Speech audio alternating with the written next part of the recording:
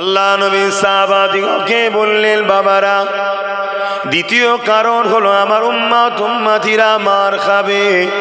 তাদের অন্তরেতে লোভ লালসা দুনিয়ার এসে যাবে।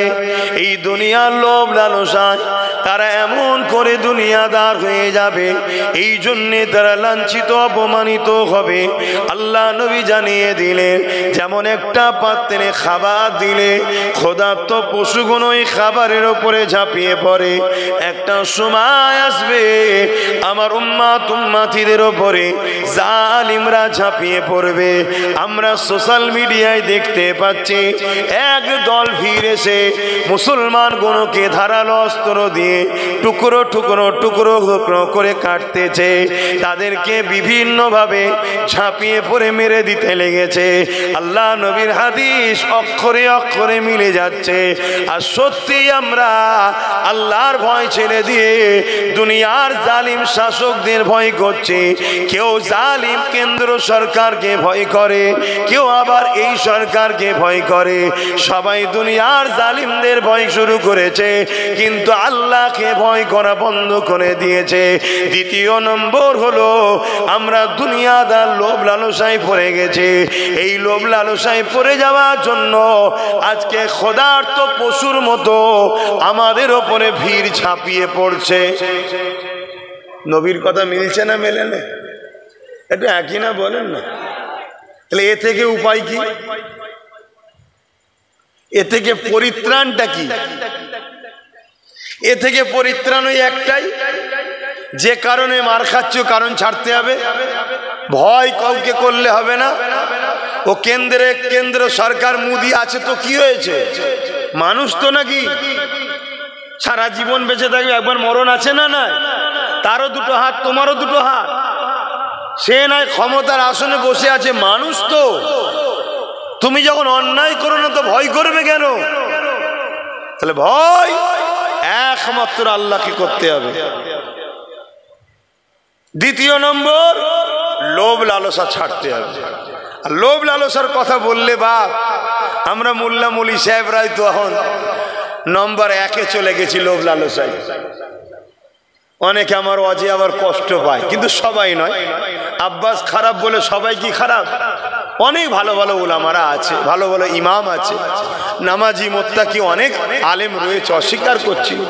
তবে কিন্তু বাপ, এই ধ্বংসের পিছনে আমাদের উলামাদেরও একটা হাত আছে, আছে না? না, বাপেরা, নওজওয়ানেরা, ইসলাম কাকে বলে সেটাই তো বুঝলাম না। আল্লাহ পাক কোরআনের মধ্যে জানিয়ে দিলেন, কুনতুম খায়রা উম্মাতিন উখরিজাত লিন-নাসি তা'মুরুনা বিল মারুফ ওয়া তানহাউনা আনিল মুনকার। অন্যায় মিটিয়ে দাও, ন্যায়কে প্রতিষ্ঠিত করো, এর নাম হলো ইসলাম। এ যুবকেরা, তরুণেরা, বাপেরা, আল্লাহ নবী জানিয়ে দিলে অন্যায় দেখলে হাত দিয়ে রোখো। হাতে যদি ক্ষমতা না থাকে, অন্যায়ের বিরুদ্ধে তুমি মুখ দিয়ে প্রতিবাদ করো। যদি মুখে ক্ষমতা না থাকে, এ দুনিয়ার মানুষেরা অন্যায়কে ঘৃণা করে তা থেকে দূরে সরে যাও। কিন্তু বড় দুঃখের বিষয়, এই 3 নম্বরটা হলো বড় দুর্বল ইমানের পরিচয়। কিন্তু এই 3টের মধ্যে কোনোটা যদি বৈশিষ্ট্য না থাকে, আল্লাহ নবী বললেন তার মধ্যে ঈমান বলে কিছু নাই। তাহলে অন্যায় দেখলে হাত দিয়ে রোখো, হাতে যদি ক্ষমতা না থাকে মুখ দিয়ে বলো, মুখেও যদি না পারো অন্তর থেকে ঘৃণা করো। যদি এই 3টের মধ্যে কোনো নমুনা তোমার মধ্যে আমার মধ্যে না পাওয়া যায়, রাসূল বললেন তার মধ্যে ঈমান নাই। তাহলে কেন্দ্র সরকার যে সংবিধান বিরোধী কালা কানুন করছে, এটা নাই করেছে না অন্যায় করেছে? তাহলে ইমানদারের কাজ কি হবে? হাত দিয়ে রুখতে হবে। হাতে ক্ষমতা নেই, আমরা কি শাসক নাকি? তা ক্ষমতা নেই। তাহলে দ্বিতীয় নম্বর, মুখ দিয়ে প্রতিবাদ করতে হবে, ঠিক না বেটি? যদি মুখেও প্রতিবাদ করার ক্ষমতা না থাকে, 3 নম্বর, অন্তর থেকে ঘৃণা করতে হবে। যদি ঘৃণা না থাকে, তাহলে এই তিনটের মধ্যে কোনোটা যদি না থাকে তার মধ্যে ঈমান, জোরে বলুন, নাই। তা যে কোনো অন্যায় তার প্রতিবাদ করার নাম ঈমান, তাই তো নাকি? তাহলে ইসলাম কি? ইসলাম কি শুধু দাড়ি টুপি নামা রোজার নাম? ইসলাম তো দাঁড়িয়ে আছে দুটো পাট্টির উপরে। ট্রেন দেখেছেন না, দুটো পাট্টির উপর দিয়ে যায়? তাই ইসলাম নামক গাড়িটাও দুটো পাট্টির উপর দিয়ে যাচ্ছে। একটা পাট্টি হলো অন্যায় মিটাও, দ্বিতীয় পাট্টিটার নাম হলো ন্যায় প্রতিষ্ঠিত করো। আমার রাসূল কি করেছিলেন? যত নবীরা এসেছেন দুটো কাজ করেছে। এখানে উলামারা রয়েছেন, ইমাম সাহেবরা রয়েছেন, অবশ্যই তেনারা আলেম, ভুল হলে ধরিয়ে দেবেন, কোনো অসুবিধে নেই। আপনারা পীরের আওলাদ বলে মানেন তো নাকি? তাহলে পীরের আওলাদ ভুল করলে, ভুল করে জাহান্নামে যাক, এটা চান নাকি আপনারা? তাকে ধরানো দরকার আছে না নাই? কিন্তু সেটা ধরানোর মধ্যে একটা ভালোবাসা যেন থাকে, হিংসা না হয়, রাগ না হয়। তাহলে আবার দুঃখ লাগবে যে মানুষ মাত্র ভুল হতে পারে, তুই রাগ মিটাচ্ছিস কেন? ঠিক না? এই কানে পোকা ঢুকে যাচ্ছে, নাকে পোকা ঢুকে যাচ্ছে, কি ওয়াজ হবে? এইগুলো সব বুঝতে হয়। এজন্য উচিত এই দূর থেকে হ্যালোজেন মারা। কেন? এখন তো পোকা থাকবে, আলো থাকলে তো পোকা আসবে। তাই কি ওয়াজ করবো আমি এইভাবে? হ্যাঁ, আবার একটা পোকা আছে, সে লাগার পরে আবার চুলকাবে। আবার একটা পোকা আছে চোখে ঢুকলে হু করে জ্বলবে। অথবা আল্লাহর সৃষ্টি কত ধরনের। তবে আমি একটা খুশি সংবাদ এখানে দেবো, যদি ইমানদার হও সুবহানাল্লাহ খুব জোরে বলতে হবে। বলবো তো নাকি? আহা, আমার নবীর গায়ে কোনো পোকা মশা মাছি বসতো না। জোরে বলুন, আরো জোরে বলো। আল্লাহু আকবার, আল্লাহু আকবার। এটা হলো ইমানের নমুনা, যে আমার হুজুরের শানের কথা শুনলে আমরা খুশি হই। কেন? আমরা তিনাকে ভালোবাসি, তাই তো নাকি? হ্যাঁ, এটা ইমানের বৈশিষ্ট্যের মধ্যে একটা বৈশিষ্ট্য। তো ভাইরা আমার, কি কথা বলছিলাম? অন্যায় দেখলে হাত দিয়ে রুখতে হবে, তাই তো নাকি? গত 10 বছর ধরে আব্বাস সিদ্দিকী বলছে ওয়াকফ যাচ্ছে, বলছে না? বলেন, বলুন। আজকে আমার কথা মিলছে তো? হ্যাঁ, আমি গত 10 বছর ধরে বলছি তোদের মসজিদ তোদের থাকবে না। মসজিদে ঢুকবি AK-47 লে দাঁড়িয়ে থাকবে, ঢুকতে দেবে না। কবরস্থানে কবর দিতে পারবে না, মা বাপদের ঘরে পুড়াতে হবে। আমি আজকেও কিন্তু ওই জায়গাতেই দাঁড়িয়ে আছি, মসজিদে ঢুকতে পারবে না, কবরস্থানে কবর দিতে পারবে না। যদি যেভাবে জীবনযাপন করছে এইভাবে জীবনযাপন করো। আর যদি মনে হয় যে না পরিবর্তন হব, তাহলে তোমার মসজিদে যারা চোখ তুলছে তাদেরকে আল্লাহ অন্ধ করে দেবে, কোনো চিন্তা করো না। আর অবশ্যই তোমার মা বোন ইজ্জতের সাথে আল্লাহর হাওয়ালায় কবরস্থ করেই আমরা দেব। কথা শুনছো? কিন্তু পরিবর্তন হতে হবে। সেই পরিবর্তনের প্রথম রাস্তা হলো একটাই, দুনিয়ায় আমাদের দ্বিতীয় কেউ নেতা নয়, একটাই নেতা, মুহাম্মদুর রাসূলুল্লাহ। জোরে বলুন সুবহানাল্লাহ। উঠা বসা, চাল চলন, কথাবার্তা, লাইফ স্টাইলে, জীবনের প্রত্যেকটা মুহূর্তে, প্রত্যেকটা সেকেন্ডে মুহাম্মদ রাসূল ছাড়া দ্বিতীয় কাউকে ফলো করা যাবে না। দ্বিতীয় কারো জয়গান নয়, দ্বিতীয় কারো প্রশংসা নয়, সব কিছু মুহাম্মদ রাসূলের জন্য করতে হবে। এই ফলোটা মুহাম্মদ রাসূলকে আল্লাহ করতে বলেছে। জোরে বলুন সুবহানাল্লাহ। কেন? আল্লাহ কোরআনের মধ্যে বলছেন লাকাদ কানা লাকুম ফি রাসূলিল্লাহি উসওয়াতুন হাসানা। সবথেকে উত্তম মডেল করে আমি মানুষ জাতির জন্য মুহাম্মদ রাসূলকে পাঠিয়েছি। জোরে বলুন সুবহানাল্লাহ। তাহলে মুহাম্মদ রাসূল মানুষ জাতির জন্যই মডেল। সে মুসলমান হোক, হিন্দু হোক, খ্রিস্টান হোক, আদিবাসী হোক, শিখ হোক, পাঞ্জাবি হোক, সবার তিনি রাসূল, সবার তিনি মুহাম্মদ সাল্লাল্লাহু আলাইহি ওয়াসাল্লাম প্রফেট, সবার তিনি মেসেজ দাতা, সবার জন্য তিনি এসেছে। কিন্তু তিনাকে যারা দিল ও মুখ থেকে প্রকৃত মানে তাদেরকে বলা হয় মুমিন, মুসলমান। জোরে বলুন সুবহানাল্লাহ। আর যারা মুখে মানে দিলে মানে না তাদেরকে বলা হয় মুনাফিক মুসলমান। আর যারা মুখও মানে না মনেও মানে না তাদেরকে বলা হয় গায়ের মুসলমান। বুঝে আসলো? তাহলে মানুষের কোয়ালিটি কথা তিনটে। আমরা কোন কোয়ালিটির মধ্যে পড়ছি ভাবতে হবে।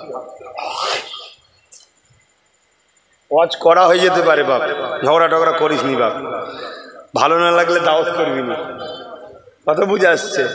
কিন্তু যেটাই বলবো ইসলামের কথা বলবো, বাইরে বলছি না। তাহলে নাম্বার 1, রসুল সবার জন্য মডেল। এই জায়গায় একমত তো নাকি? কথা বল। কেন? সৃষ্টিকর্তা আমার আলাদা আপনার আলাদা নাকি? প্রত্যেকটা কুল কায়নাতের সৃষ্টিকর্তা একজন। লিল্লাহি মা ফিস সামাওয়াতি ওয়া মা ফিল আরদ, জমিন আসমান এবং এর মধ্যে যা কিছু আছে এই সব কিছু সৃষ্টি মালিক একজনকে। আমি সবাইকে জিজ্ঞেস করেছি তো, আল্লাহ বলতেও কষ্ট হচ্ছে, তাহলে শাহাদত আগুন তুলে জবান খুলে বলুন কে? আরো জোরে বলুন কে? আল্লাহু আকবার। তিনি সব থেকে বড়। এই যে আল্লাহ বলাচ্ছি, ভাববেন যে কি হবে, বলাতে কি আছে জানি। ওরে বোকা, একবার আল্লাহ বললে 40টা নেকি হয়। জোরে বলুন সুবহানাল্লাহ।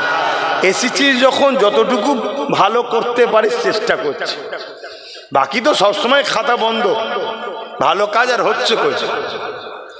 তাহলে 1 নম্বর, তিনি সবকিছুর মালিক। তিনি আমার রসুলকে আমাদের জন্য মডেল করে পাঠালেন। সবাইকে মডেল, সবার জন্য। যারা মুখ ও দিল থেকে মানে তাদেরকে বলা হয় মুমিন মুসলমান। তারা বেহিসাব এবং হিসাব দিয়ে ভুল যদি হয়েও যায় আল্লাহর জান্নাতে যাবে। জোরে বলুন সুবহানাল্লাহ। 2 নম্বর হলো মুখে মানে, যে নবী মানি, দিল থেকে মানে না। কেন মানি? মুখে বলে, মুসলমানদের মধ্যে ঢুকে আস্তে আস্তে মুসলমানদের মধ্যে হাজারো দল তৈরি করতে হবে। টুকরো টুকরো টুকরো টুকরো করে দাও মুসলমানকে, এক কাট্টার না হয়ে থাকে। এ গ্রুপ সে গ্রুপ, ওই গ্রুপ, এর লোক ওর লোক, সে তার লোক, হয় না? হয় না? এটা হলো মুনাফিকদের ঘরে ঢুকানো হয়, যাতে গ্রুপ তৈরি কর, একসাথে না হয়ে যায়। কেন? একসাথে হয়ে গেলে 313 জনে যদি এই জোর হয়, খাজা মঈনুদ্দিন আজমিরি একা যদি এই জোর হয়, তাহলে এ বেটাগুলো যদি এক হয়ে যায় তাহলে তো রুখবো কি করে? কথা বুঝছেন তো নাকি? এর জন্য ঢুকানো হয়। তারা মুখে বলে নবী মানি, দিলে মানে না। চিনবেন কি করে? চিনার নমুনা হলো এটা। নামাজ, রোজা, দাড়ি, টুপি, হজ, যাকাত, দান, খায়রাত সব বিষয় করে, সব বিষয়ে আলোচনাও করে। নবীর শান, মর্যাদা, আদব করে না, আর আলোচনা করতেও চাই না। ওলিয়া উলিয়া যারা নবীর সঙ্গে জোরে, নবীর আশিক যারা, তাদের আলোচনা করে না আর তাদেরকে ভালোবাসতে চায়ও না। এটা হলো মুনাফিক মুসলমানদের একটা বড় নমুনা বলে যাচ্ছে। কথা মাথায় থাকবে। আল্লাহ নবী বলেছেন মুনাফিকের আরেকটা নমুনা হলো যারা, আমার নবী বলছেন, আমার খানদানের সমালোচনা করে, তারা হলো মুনাফিক। আর মুমিনের বৈশিষ্ট্য হলো, রাসূল বলছেন যারা আমার খানদানের সমালোচনা বলুন করবে না। হ্যাঁ, মুনাফিকের আরো নমুনা আছে। মুখে এক, অন্তরে এক, কথা বলে, মিথ্যা বলে, ওয়াদা খিলাফ করে, এগুলো সব নমুনা।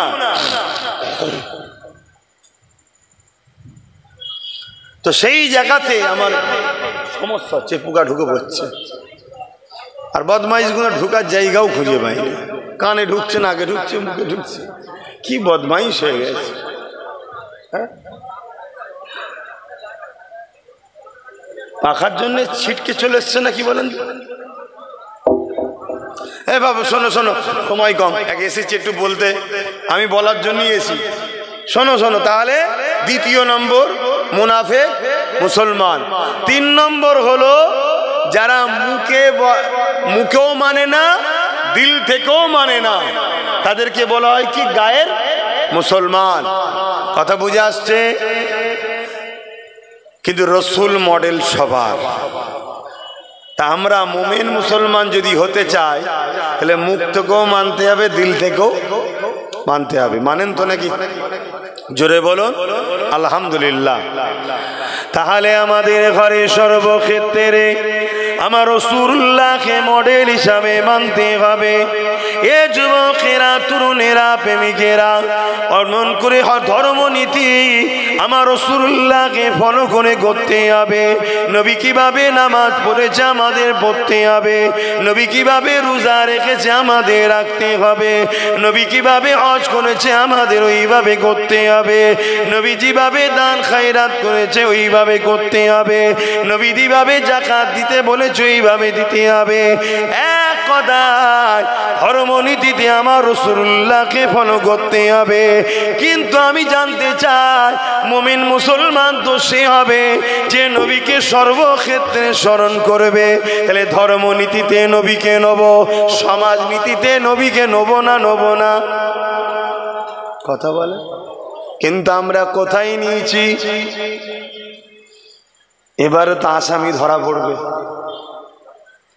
আমরা মসজিদে নবীকে রেখেছি, মাদ্রাসায় নবীকে রেখেছি, জলসা মাহফিলে নবীকে রেখেছি, আমাদের সমাজ নীতিতে নবীকে রাখেনি, আমাদের প্রতিবেশ নীতিতে নবীকে রাখেনি। কিন্তু আমার রাসূলুল্লাহকে সর্বক্ষেত্রে রাখতে হবে। সমাজ নীতিতে নবীকে রাখতে হবে, প্রতিবেশী নীতিতে নবীকে রাখতে হবে, সংসার নীতিতে নবীকে রাখতে হবে, অর্থনীতিতে নবীকে রাখতে হবে। এ যুবকেরা, আপনারা বুঝতে পারছেন তো নাকি? সব ক্ষেত্রে মডেল হলো রসুল। রসুল ছাড়া অন্য কাউকে মডেল বানানো বা ফলো করা হলো হারাম। শুনছেন?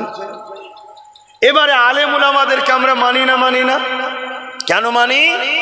আলেমরা নবীর কথা বলে তাই মানি, সম্মান করি, পিয়ার করি। কিন্তু মডেল আলেম নয়, মডেল হলো রসুল। রসুলের কথা আলেম দেয়, নবীর কথা পীর পীরজাদা দেয়, নবীর কথা মুফতি দেয়, সম্মান করি। তাহলে যে পীর, যে পীরজাদা, যে আলেম, যে মুফতি, যে ইমাম নবী দেবে না, তাকে মানা যাবে? কথা কিছু মাথায় ঢুকছে? তাহলে ধর্মনীতিতে আমরা ফলো করব কাকে? রসুলকে। নামাজ কিভাবে পড়বো? রসুল যেভাবে পড়েছে। রোজা কিভাবে রাখবো? রসুল যেভাবে করেছে। হজ কিভাবে করব? রসুল যেভাবে করেছে। তাই তো নাকি? ধর্মনীতিতে রসুল, অন্য কারো কথা চলবে? সমাজনীতি থেকে বলুন, কিভাবে পাড়া প্রতিবেশীর সঙ্গে মিলবো, অমুসলিমের সঙ্গেও কিভাবে উঠা বসা করবো, প্রতিবেশী আমার, কাকে ফলো করব? জোরে বলুন। ফলো করি আমরা। তাহলে বিপদের কারণ কায়? আমরা নয়। সংসার নীতিতে স্বামী স্ত্রী কিভাবে চলতে হবে, সন্তান কিভাবে লালন পালন করতে হবে, সংসার কিভাবে করতে হবে, এখানে ফলো কাকে করতে হবে? রসুলকে, অর্থাৎ নবী কিভাবে সংসার করেছে, কিভাবে জীবন যাপন করেছে, সন্তান কিভাবে লালন পালন করেছে, ওইভাবে আমাদেরকে ফলো করতে হবে। কিন্তু আমরা সংসার জীবনে রসুলকে রেখেছি, এজন্য বেটা বাপকে সম্মান করে না। কি গো, কথা ভুল হচ্ছে? তাহলে ধ্বংসের কারণ তো আমরা নিজেরাই। চলে আসুন আরেকটু এগিয়ে যাই। রাষ্ট্রনীতি, রাষ্ট্রনীতি, রাজনীতি, এখানেও মডেল হিসাবে মানতে হবে কাকে? জোরে বলুন। আমরা মানি, আমরা মানি কাকে? রসুলের দুশ্মন, তাকে মানি। চোর, বদমাই, মৃত্যুক, চরিত্রহীন, ডাকাত, খুনি, তারা আমাদের সব নেতা। তাহলে আমাদের ওপরে গজব আসবে না আসবে না? তাহলে ভুল আমরা করেছি না করিনি? তাহলে আজকে তওবা করে পরিবর্তন হওয়া দরকার আছে না নাই? আয় পরিবর্তন হয়। আমার উদ্দেশ্য একটাই, আল্লাহ নবীর সঙ্গে আপনাদের ঘরে জুড়ে দিবার চেষ্টা করছি আমি। যদি নবী পাকের সঙ্গে জুড়ে যেতে পারেন, আরে জুলুম তো হবে, আবু জেহেল তো থাকবে, উতবা তো থাকবে, সাইবা তো থাকবে, আবু লাহাব তো থাকবে। যদি উমাইয়া না থাকে, বেলাল যে আল্লাহ রসুলকে ভালোবাসে, কতটা ভালোবাসে, এ ওয়াজ যে তোমাকে আমরা শোনাই, এ ওয়াজ তাহলে কি করে শোনাবো? দুনিয়া কি করে জানবে প্রেমিক কাকে বলে? এ যুবকেরা, তরুণীরা, বাপেরা, এই জালিম আল্লাহ পাঠায় মুমিন মুমিনাদের ইমানের পরীক্ষার জন্যে। ওই জালিম আল্লাহ পাঠায় মুনাফিক দিগকে শাস্তি দিবার জন্যে। এ যুবকেরা, তরুণীরা, বাপেরা, আবু জেহেল, উতবা, সাইবারা, উমাইয়া থেকে শুরু করে হযরতে বেলাল হুজুরের উপরে কত জুলুম অত্যাচার করেছিল। হযরতে বেলাল হুজুরকে এমন করে পায়ে দড়ি বেঁধে, কোমরে দড়ি বেঁধে মক্কার বাজারে নিয়ে এসে সবার সামনে জুলুম শুরু করে দিল। এলাকায় মানুষ ভিড় করে ফেললো। সবাই জিজ্ঞাসা করতে লেগেছে, কেন বেলালকে মারতে লেগেছো? বেলাল কি খুন করেছে? না খুন করেনি। বেলাল কি চুরি করেছে? না চুরি করেনি। বেলাল কি মারপিট করেছে? না মারপিট করেনি। তাহলে কেন মারো? সবাই জিজ্ঞাসা করে। উমাইয়া বলতে লেগেছে, এই বেলালকে আমি খরিদ করেছি, আর এই বেলাল নিজের জীবনটা আমাদের কথাই আর চালাইনি, মুহাম্মদ রাসূলুল্লাহর কথাই চালাতে লেগেছে। এই মুহাম্মদ রাসূলের দিকে চলে গেছে, এই জন্যে মারতে লেগেছি। ওই সময় সবাই মিলে মারতে লেগেছে। কিন্তু হযরতে বেলাল এত মার খাবার পরও জবান দিয়ে একটাই কথা বলেছে, এ আমার উমাইয়া শুনে রেখে দাও, তোমরা আমাকে যত মারো না কেন, এমনকি যদি মারতে মারতে মেরে ফেলো, আমি আল্লাহ ও নবী ছাড়া অন্য কাউকে মানব না।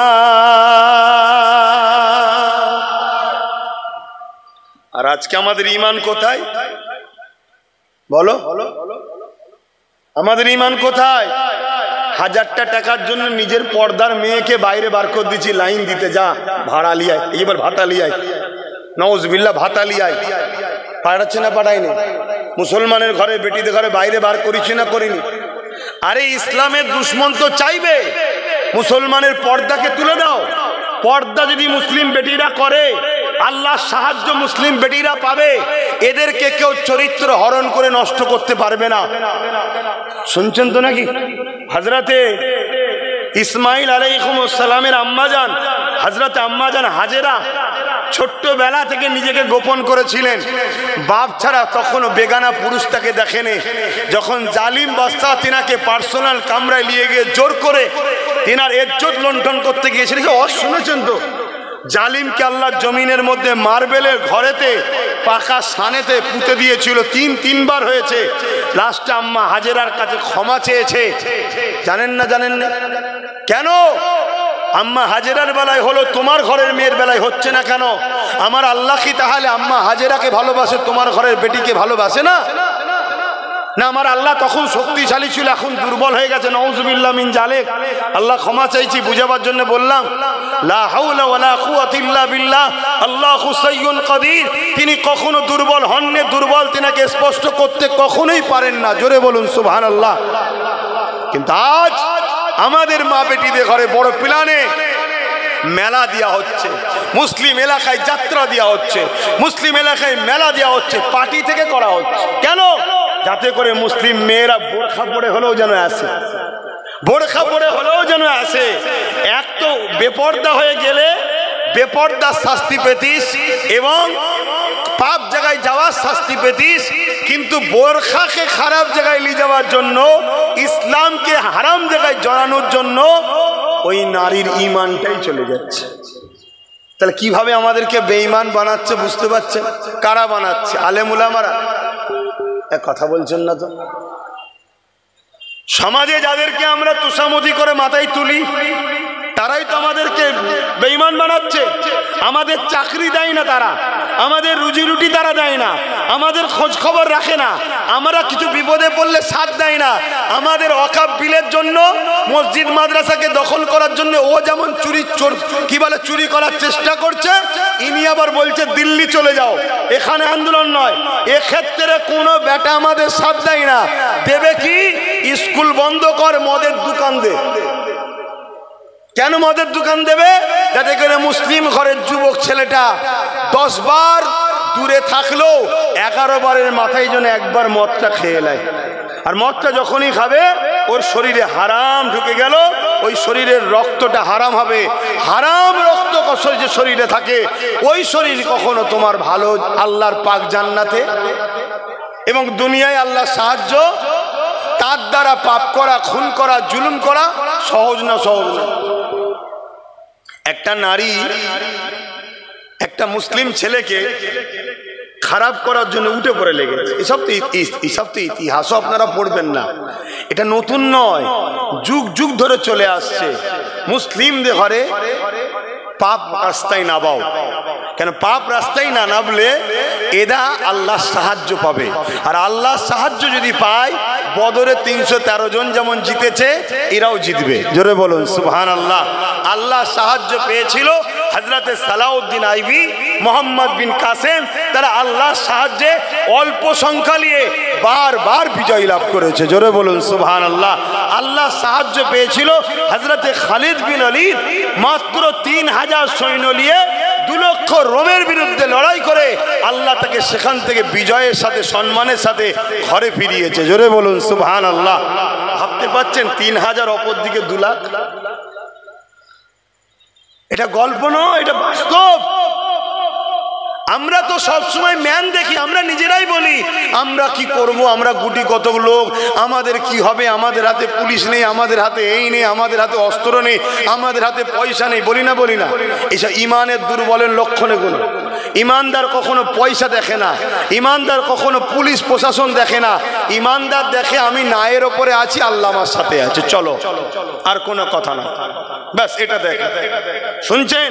পয়সা থাকলেই যদি কামিয়াবি হতো, বড় বড় সেলিব্রিটি যাদেরকে দুনিয়ায় বলে, খেলোয়াড় জগতে যাও, সিনেমা জগতে যাও, যে কোনো জগতে যাও, যাদের দুনিয়া বড় বড় সেলিব্রিটি বলে, তাদের একটা ছেলে দেখাতে পারবে তাদের মতো উপযুক্ত হতে পেরেছে? তাহলে পয়সা সমাধান নয়, সমাধান হলো তোমার আল্লাহর উপরে অগাধ ভরসা রাখতে হবে, ঈমান রাখতে হবে।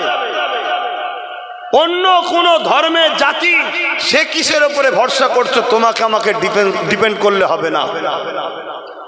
তো ভাইয়েরা আমার, সর্বক্ষেত্রে রসুলকে মডেল বানাতে হবে, তবেই কামিয়াবি, তবেই কামিয়াবি। ম্যান পাওয়ার ছিল না, মানি পাওয়ার ছিল না, সর্বসময় জালিমদের দিকেই ছিল কোনো। তারপরও আমরা বিজয় লাভ করেছি কি দ্বারা? ঈমান দ্বারা। জোরে বলুন সুবহানাল্লাহ। ধর্মের উপরে প্রেম নেই, নবীর উপরে প্রেম ভালোবাসা নাই, তার মানে জানতে হবে ঈমান গেছে বা ঈমান দুর্বল হচ্ছে। এই সুযোগ কোনোকেই কাজে লাগায় জালিমরা। আজকে যে অত্যাচার হচ্ছে এটা 100 বছরের পরিকল্পনা। 100 বছর ধরে তারা আস্তে আস্তে আস্তে আমাদেরকে মেলাতে, যাত্রায়, গানে, সিনেমায়, জুয়াতে, মদেতে, সুদেতে, ঘুষেতে, হাজারো দিক দিয়ে আমাদের ঘরে আস্তে আস্তে আস্তে আস্তে ইসলাম থেকে বহু দূর সরিয়ে দিয়েছে। দেখুন, খেয়াল করে দেখুন, আজ আমাদের যুব সমাজকে ফাংশনে পাওয়া যায়, মসজিদে পাওয়া যায় না। আমাদের যুব সমাজকে বেঈমান, অত্যাচারী, ইসলাম বিদ্বেষী নেতাদের মিটিং মিছিলে পাওয়া যায়, ইমাম আলেম উলামাদের আলোচনায় পাওয়া যায় না। ভুল বলছি আমি? এটা বড় প্ল্যান করে করা হয়েছে। তোমরা এই খারাপটা হয়েছে এমনি এমনি হয়ে যাওনি, তোমাদেরকে খারাপ বানানো হয়েছে। কেন বানানো হয়েছে? যদি তোমরা খারাপ না হও তাহলে তোমাদেরকে মিটাবার কোনো মা সন্তান জন্ম দিতে পারেনি। জোরে বলুন সুবহানাল্লাহ। তোমাদেরকে ইসলাম থেকে সরাতে হবে, তোমাদের অন্তর থেকে রসুলের দিনের মহব্বত কমাতে হবে, মসজিদের প্রেম, মাদ্রাসার প্রেম, কোরআনের প্রেম, দিনের প্রেম কমাতে হবে।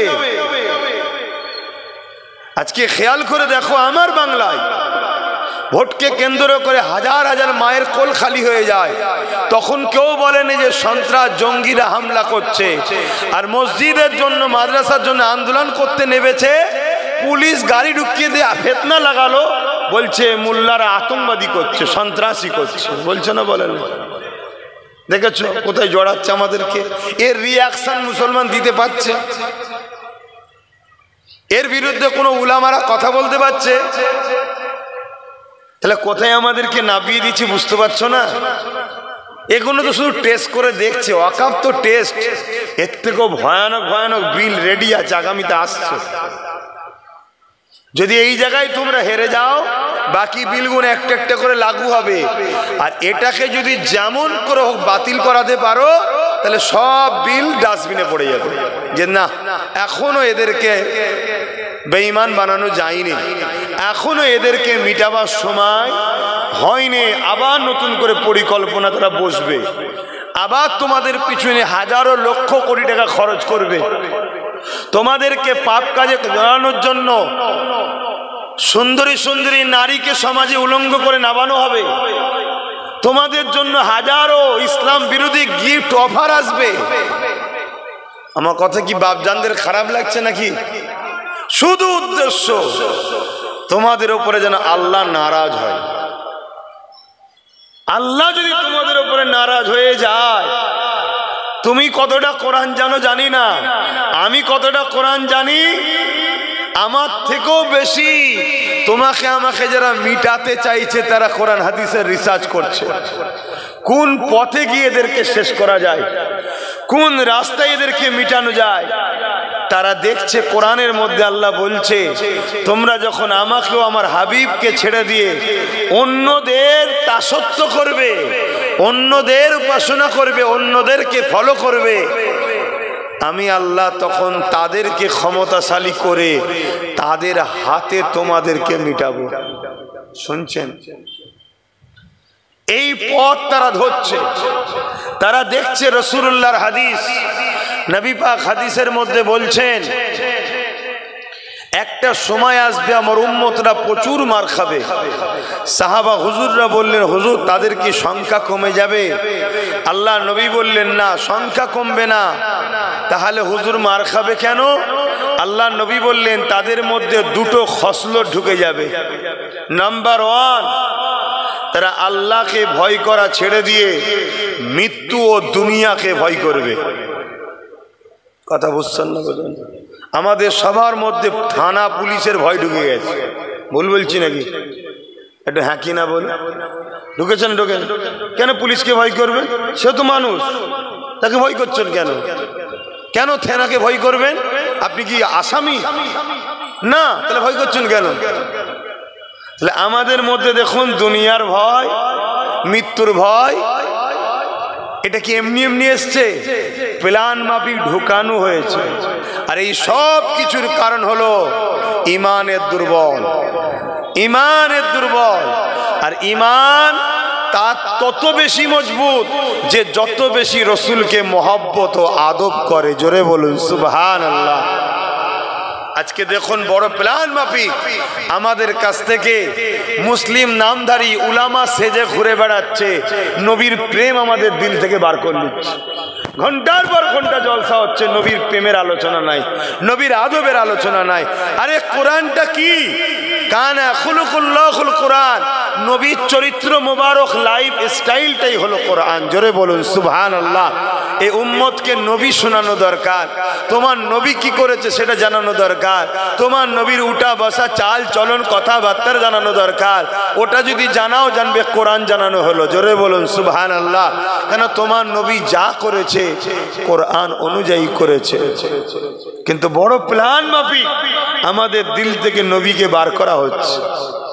নবীর আদবকে বার করা হচ্ছে। তাহলে কি হবে? ঈমান শেষ বা দুর্বল। আর ঈমান শেষ যখন, দুর্বল যখন হবে, তখন তোমাকে আর আল্লাহর ভয় থাকবে না, ভয় দুনিয়ার হবে। আল্লাহ নবী বললেন তখন তারা মার খাবে। খুব ভালো করে মনে রাখবেন, যার সিনার মধ্যে আল্লাহর ভয় আছে, দুনিয়ার প্রত্যেকটা জালিম তাকে ভয় করবে। জোরে বলুন সুবহানাল্লাহ। নাই বলুন তো, এক মঈনুদ্দিন আজমিরি ভারতবর্ষের জমিনে আসতে চাইছে, তৎকালীন সময় ভারতের জালিম শাসকগণ প্রত্যেকটা বর্ডারকে আটকে দিল। কেন? তিনি তো কোনো যোদ্ধা নয়, তিনি তো কোনো রাজা নয় যে এসে আমার দেশে যুদ্ধ করতে আসছে। তিনি তো একটা ব্যক্তি, একজন একা আসছে, ভয় খেচ্ছে। কেন? গণককাররা বলেছে একজন আসছে, তার কাছে প্রভুর দিয়া পাওয়ার আছে, প্রত্যেকটা অন্যায় তার কাছে মিটে যাবে। জোরে বলুন সুবহানাল্লাহ। তো ভয় খাচ্ছে কারা? তৎকালীন সময় অন্যায়কারী শাসক যারা ছিল, শুনছেন, তারা ভয় খেয়ে গেল। তারা প্রত্যেকটা বর্ডারকে সিল করছে। মিলিটারি সৈন্য তৎকালীন সময় যে সিস্টেম ছিল, ওই সিস্টেম দিয়ে সব ঘিরে দিচ্ছে। গরিবে নওয়াজকে রোকো। রুখতে পেরেছিল? বলো যুবক, পেরেছিল? কেন পারল না? গরিবে নওয়াজের অন্তরে সিনার পাওয়ার ছিল, ইমানের পাওয়ার ছিল। জোরে বলুন সুবহানাল্লাহ। খুব ভালো করে মনে রাখবেন, যার দিলে আল্লাহর ভয় আছে, দুনিয়ার জালিম তাকে ভয় করবে। আর যার দিলে আল্লাহর ভয় নেই, তার ভয় দুনিয়া সবাই হৃদয় থেকে আল্লাহ তুলে দেবে। তাই জালিম তখন তার উপরে জুলুম করার সাহস পাবে। আমাদের অন্তর থেকে আল্লাহর ভয় উঠে গেছে, তাই আমাদেরকে জালিমরা জুলুম করার সাহস পাচ্ছে। আর আল্লাহর ভয় থাকলে ফায়দা কি? আল্লাহ সূরা রহমানের মধ্যে বলছেন, ওয়ালিমান খাফা মাকামা রাব্বিহি জান্নাতান। যারা আমি আল্লাহ, আমাকে ভয় করে, আমি আল্লাহ তাদের জন্য একটা নয়, দুটো দুটো জান্নাত দেব।